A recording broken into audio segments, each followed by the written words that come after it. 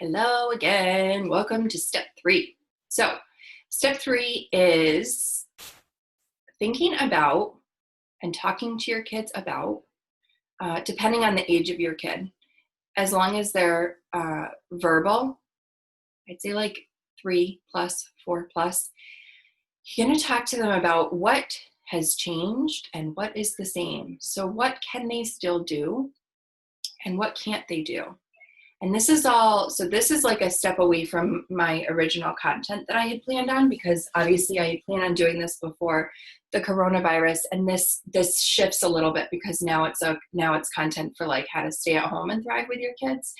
But this is a really important step. So kids need to be really explicitly spoken with, not to, but with, about what's different, because it may seem obvious, like, like this is different, we're staying home all the time. They really need to have those conversations about what can't we do right now. We can't see grandma and grandpa, or maybe they can. I don't. In our situation, we can't see grandma and grandpa. We can't go to school, right? We're no longer going to school. We can't have play dates with friends. There's a lot that we could go on and on. We can't just like hop in the car and go to the grocery store. What can we still do, right? Balancing that out.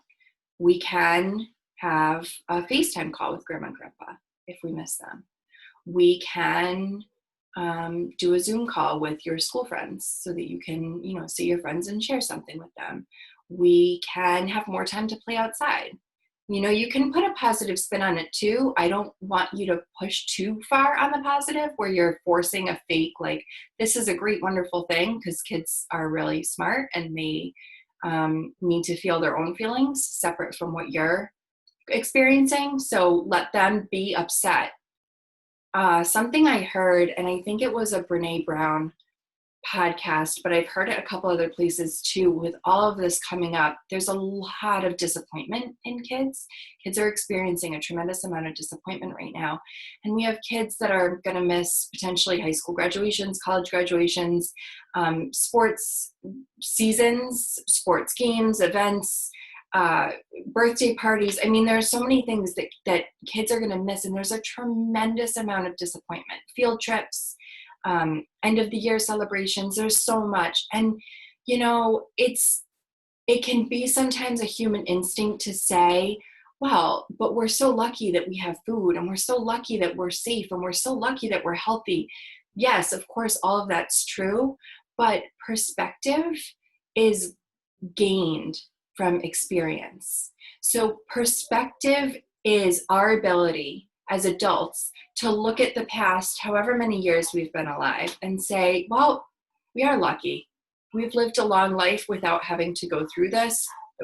This is, unprecedented. Great, we have that perspective. Kids are not born with perspective.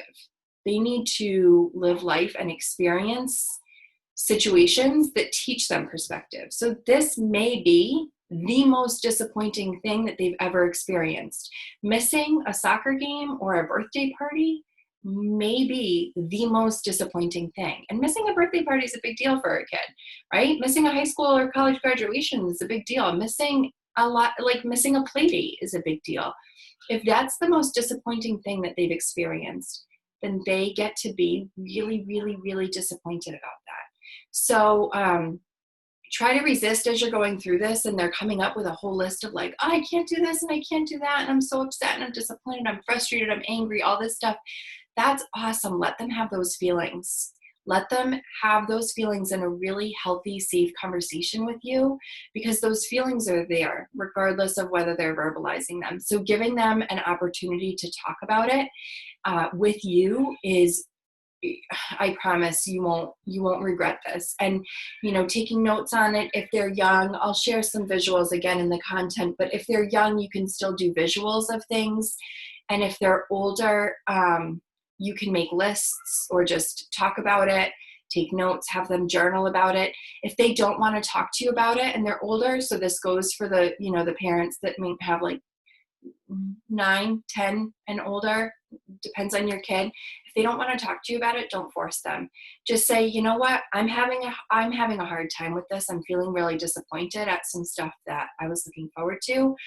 I'm going to journal about it. So if you want to journal about it, that'd be great. If you want to write me a letter about it, and we don't have to talk about it, that's cool. Or if you want to journal and you don't even have to share it with anyone, it's just for you, just leave it out there as an invitation. Okay. So everything that I'm offering, just like it's an invitation to you, I'm not going to, grade you on this and make sure you do it right. Don't do that to your kids. Just offer these things as an invitation and get to know their response, get to know your kids, get to know what they're comfortable with and what they want to share with you.